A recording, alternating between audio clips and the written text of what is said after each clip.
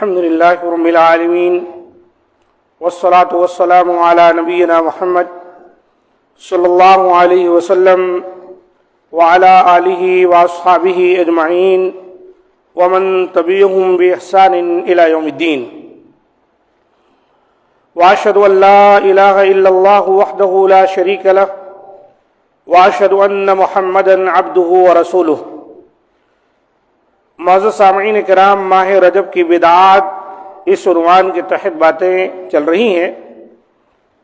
کل کے درس میں یہ بات آئی کہ رجب کے مہینے میں کافروں کے یہاں اسلام آنے سے قبل ایک رسم عتیرہ نام کی تھی۔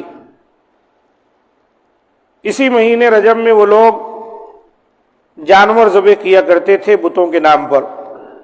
اسلام آیا تو نبی صلی اللہ علیہ وآلہ وسلم نے رجب کے مہینے کی جو حرمت ہے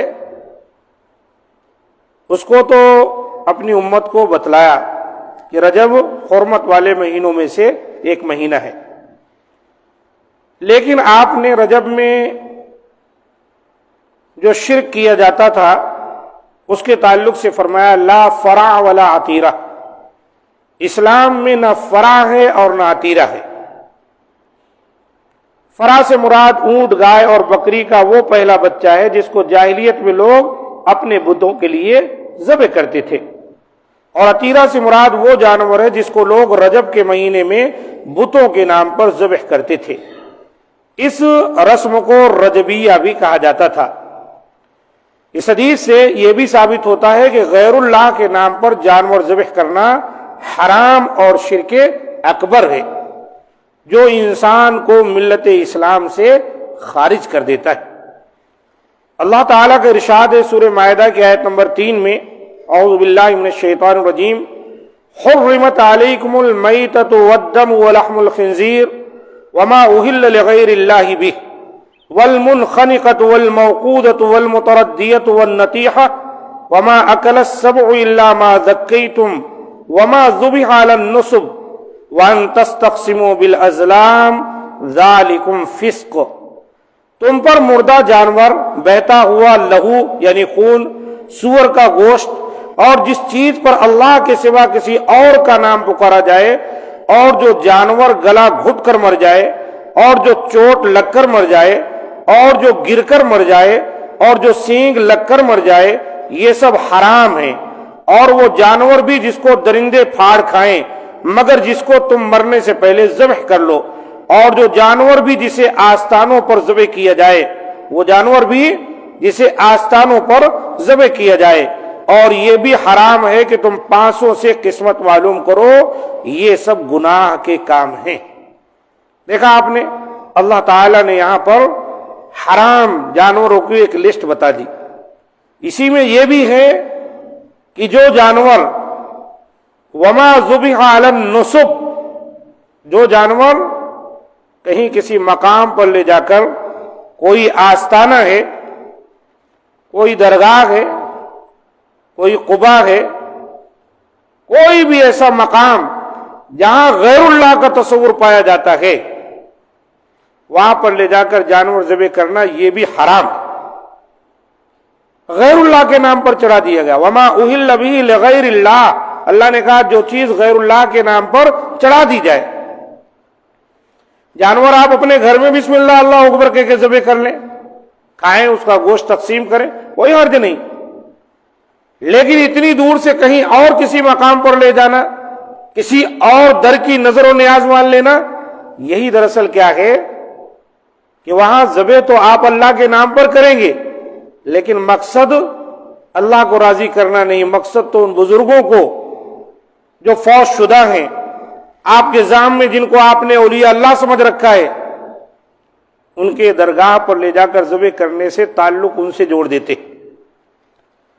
تو اس آیت کریمہ میں ما اہل لغیر اللہ فرما کر ہر اس جانور کو حرام قرار دیا گیا جس کو غیر اللہ کے لیے ذبح کیا جائے، اور وما ذبح علی النصب فرما کر ہر اس جانور کو حرام قرار دیا گیا جس کو آستانوں یا ان درباروں اور مزاروں پر ذبح کیا جائے جن میں شرک کا ارتکاب کیا جاتا ہے۔ بلکہ اسلام میں تو وہ جانور بھی حرام ہے جس کو کسی ایسے مقام پر ذبح کیا جائے جہاں شرک کیا جاتا ہو، خواہ اس کو ذبح کرتے ہوئے اس پر اللہ کا نام کیوں نہ پکارا گیا ہو۔ یہ حدیث ابو داؤد میں آئی ہے 3313 نمبر کی۔ علامہ البانی نے اسے صحیح کہا ہے۔ حضرت ثابت بن ضحاک رضی اللہ تعالیٰ عنہ بیان کرتے ہیں کہ ایک شخص نے بوانا مقام پر اونٹ ذبح کرنے کی نظر مانی۔ اللہ کے رسول کے زمانے کی بات ہے، ایک صحابی نے ایک مقام تھا بوانا، وہاں پر ایک اونٹ ذبح کرنے کی نظر مانی۔ وہ رسول اللہ صلی اللہ علیہ وسلم کے پاس آئے اور پوچھا کیا میں اپنی نظر پوری کر لوں؟ تو آپ صلی اللہ علیہ وسلم نے ان سے چند سوالات کیے۔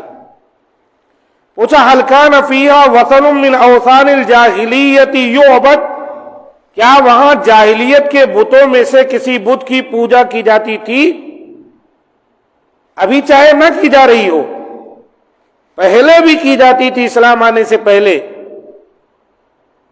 انہوں نے کہا نہیں۔ آپ صلی اللہ علیہ وسلم نے فرمایا هل كان فيها عید من اعیادهم، کیا وہ لوگ وہاں کوئی جشن یا عرس مناتے تھے؟ غور کر لیں آپ، وہاں پر جشن اور عرس مناتے تھے؟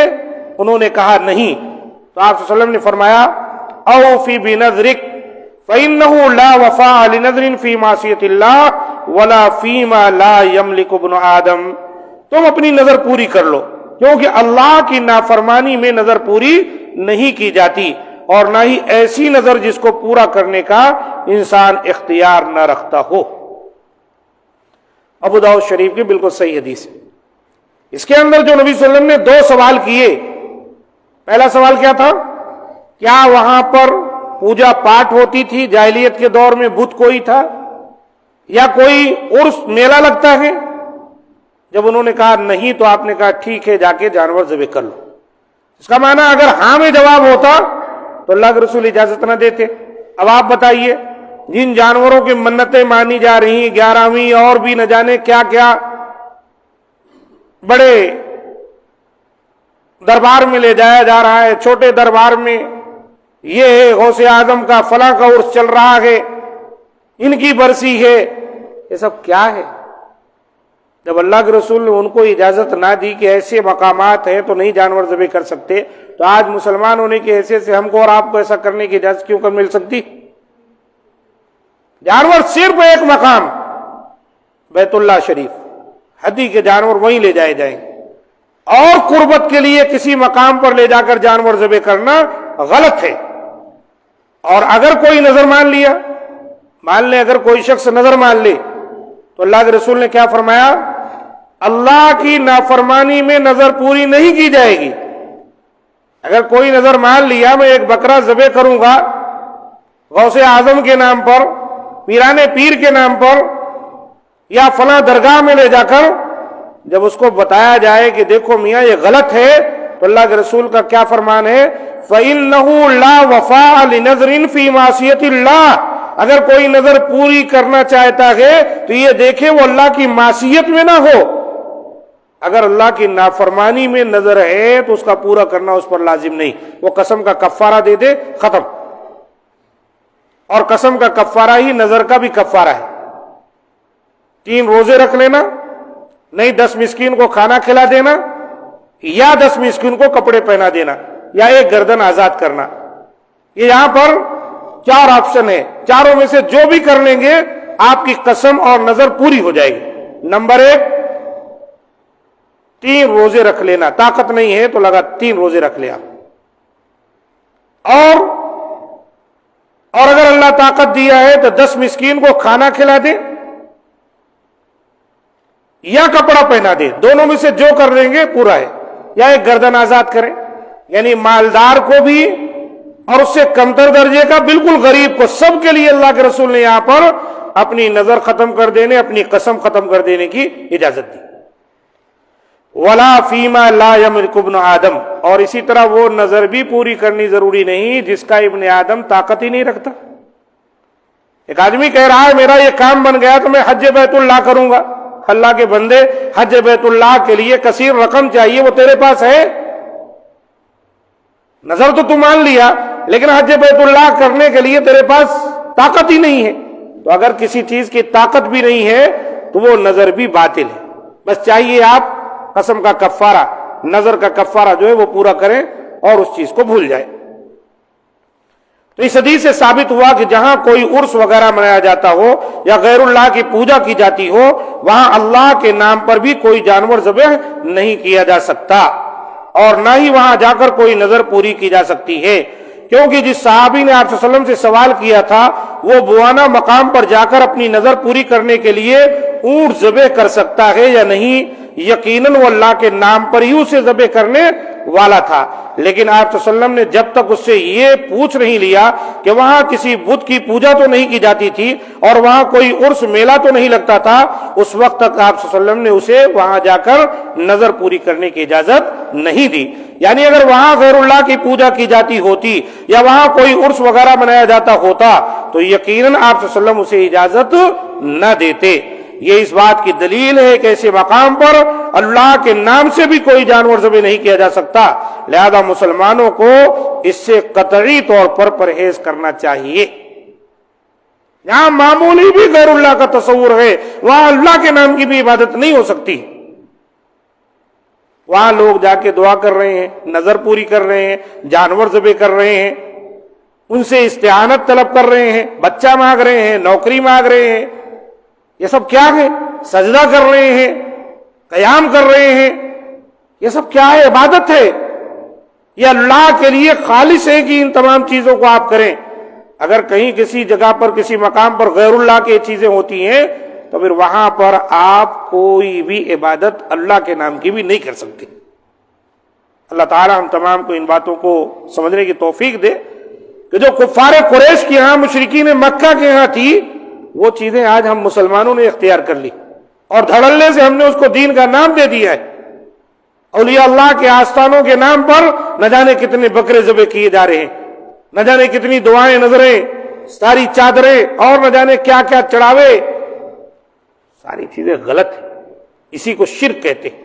اللہ تعالی ہم تمام کو اس سے محفوظ رکھے اور صحیح معنوں میں قرآن و سنت پر عمل کی توفیق دے۔ ھذا ما عندی، سبحان ربک رب العزۃ عما یصفون وسلام علی المرسلین والحمد للہ رب العالمین۔